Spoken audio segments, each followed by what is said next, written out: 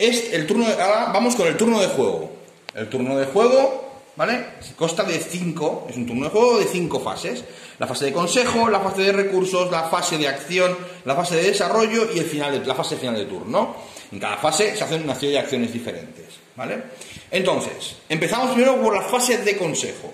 Lo primero que se hace en la fase de consejo es, excepto en el primer turno, el primer jugador cambia el sentido de las hojas del reloj. En este caso no, porque iniciamos la partida, pero en el turno siguiente cambiará la regencia o primer jugador. Luego entran las cartas de consejo, ¿vale? Como hemos dicho, lo hemos dejado preparado aquí el mazo y entran tantas cartas como número de jugadores. Colocamos una carta aquí y otra carta aquí. Estas cartas están disponibles para ser seleccionadas con los consejeros, aquí, ¿vale? Y pagando este coste de influencia en tenerlas. Conforme las cartas van avanzando, se van haciendo más baratas o incluso de forma gratuita. Pero de momento entran 2 cartas. Estas cartas de consejo son ligeramente diferentes porque no se compran para el jugador para siempre, sino que una vez se usan o se descartan, van a su pila de descarte de consejo, ¿vale? Pero son muy útiles y a veces tienen acciones que los jugadores no pueden conseguir por sí mismos.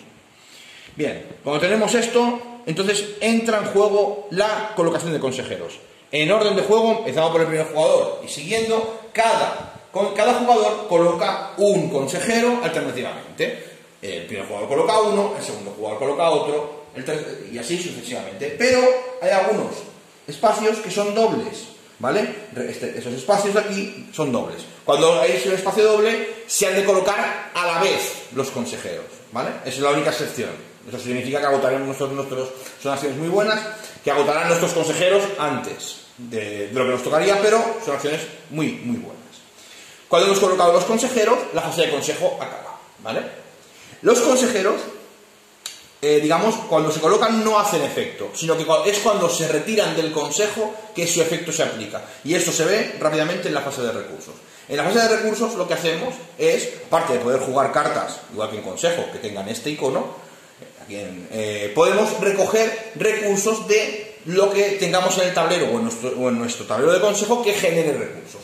Normalmente la generación de recursos viene porque nuestras colonias dan influencia, porque nuestros derechos mineros nos dan dinero, o tenemos cartas que nos dan, cada turno de recursos nos dan recursos, o hemos colocado consejeros en estas posiciones que nos dan recursos, o cartas. Las cartas se consideran un recurso y se recogen también en ese momento. Entonces, cuando en esta fase de recursos, en el orden que queramos, podemos jugar primero una carta, por ejemplo, como esta que tenemos aquí. Esta carta que tiene una R, por ejemplo, pues podríamos jugar esta carta en recursos y luego recoger otra carta que tuviésemos aquí, o podríamos, por ejemplo, cobrar este recurso y luego cobrar aquí. El orden es indistinto, podemos hacerlo como queramos, pero el jugador en curso tiene que hacer todas sus acciones de recursos, todos sus recursos de golpe. Correcto. Un jugador hace todos sus recursos, otro jugador hace todos sus recursos, y una vez un jugador ha recogido todos los recursos, no puede volver atrás. Así que intentar asegurarse, durante la partida, de cobrar todo lo que tengamos que cobrar. Porque si nos olvida cobrar los impuestos, ya no podemos echarnos atrás, ¿vale?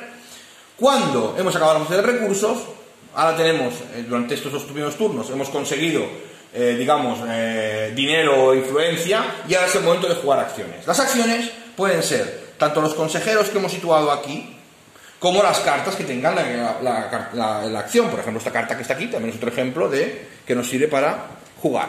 Entonces, las acciones se juegan uno a una. Empezando el jugador inicial, jugará una acción, el segundo jugador jugará otra acción, y así sucesivamente, acción tras acción.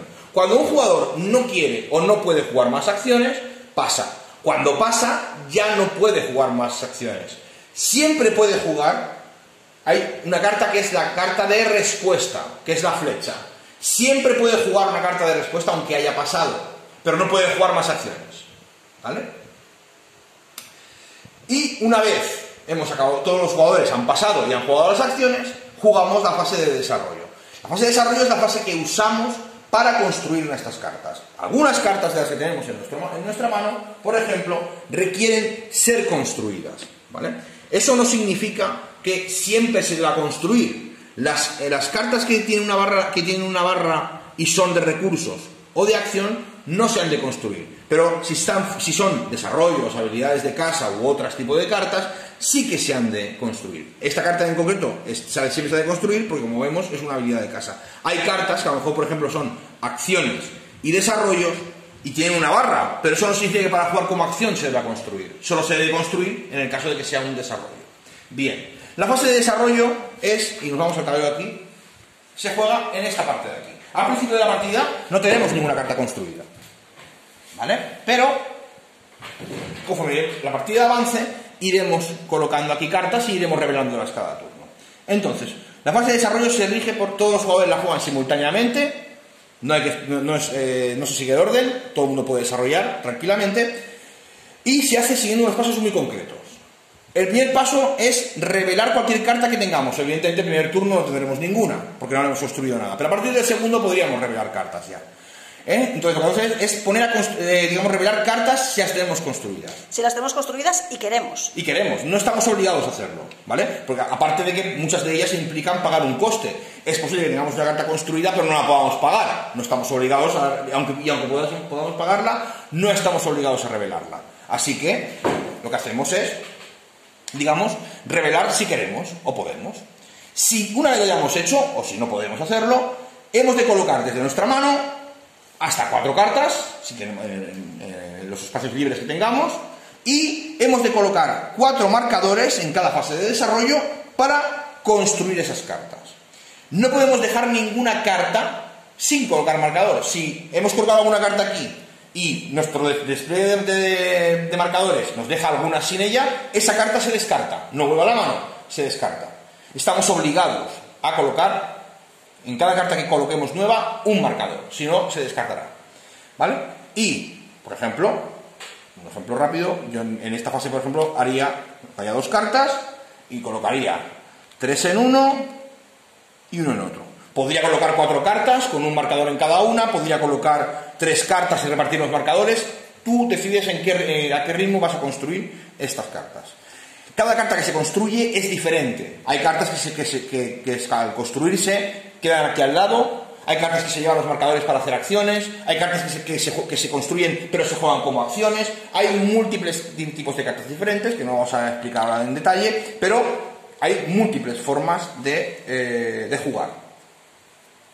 Una vez hemos decidido qué estamos construyendo, otra opción importante, si no queremos construir o no tuviésemos cartas para construir, lo cual sería muy raro, estos 4 marcadores, o parte de ellos, se pueden intercambiar por recursos, ¿vale? Entonces, si no quisiéramos construir cartas o no lo consideráramos útil, o las tuviésemos ya ocupadas, correcto, tuviésemos ocupadas y tal, lo que haríamos sería cambiar cada uno de estos por el recurso que queramos. Podemos cambiarlo por legiones, por dinero, por influencia, ¿vale? Es otra forma de desarrollar. Se recomienda construir porque las cartas construidas son muy poderosas, pero si no se quiere o no se puede, sí no se puede cambiar. Una vez hemos puesto a construir cartas, simplemente hacemos el final de turno. En el final de turno, lo primero que se hace en el final de turno es comprobar si algún jugador puede proclamarse emperador. Si un jugador puede proclamarse emperador, pues lo hace y gana el juego. Tiene que hacerlo en solitario. No puede empatar con otro jugador, a no ser que ese jugador tenga la regencia, ¿vale? Si jugado a 2 jugadores, evidentemente este problema no se da, pero cuando juegan 3 o 4 jugadores puede ser que haya 2 jugadores con 12 puntos de imperio que estén empatados y ninguno sea el regente, entonces ninguno puede proclamarse. Ha de hacer que sus otros contrincantes pierdan puntos o esperar a ser el regente para poderse proclamar. Tendrá que aguantar un turno o 2 más a que le toque, ¿vale? Entonces, porque no se puede sumar por encima de 12. Se puede tener hasta 13 puntos, pero no más. Exacto. ¿Vale? No se puede sumar por encima de 13 puntos. Más no se puede ser mucho más poderoso de 13. Y entonces tenemos, si no hay proclamación, eso significa que se juega otro turno, la partida sigue. Entonces cogemos nuestra mano de 8 cartas que tenemos aquí y decidimos si queremos descartar alguna. Bueno, nuestra mano de 8 cartas no, porque seguramente habremos jugado alguna, pero de lo que nos quede en la mano hemos de decidir, podemos descartar lo que queramos y hemos de robar hasta nuestro límite, que es 8 normalmente. Hay algunas cartas que pueden aumentar temporal o permanentemente el límite de cartas en mano, pero de inicio es siempre 8. Así que podemos descartar y luego robaremos hasta nuestro límite. Con eso daremos fin al turno y empezaremos una nueva fase de consejo y otro turno sin la partida no Cambiando la finalizado. regencia, etc. Exactamente.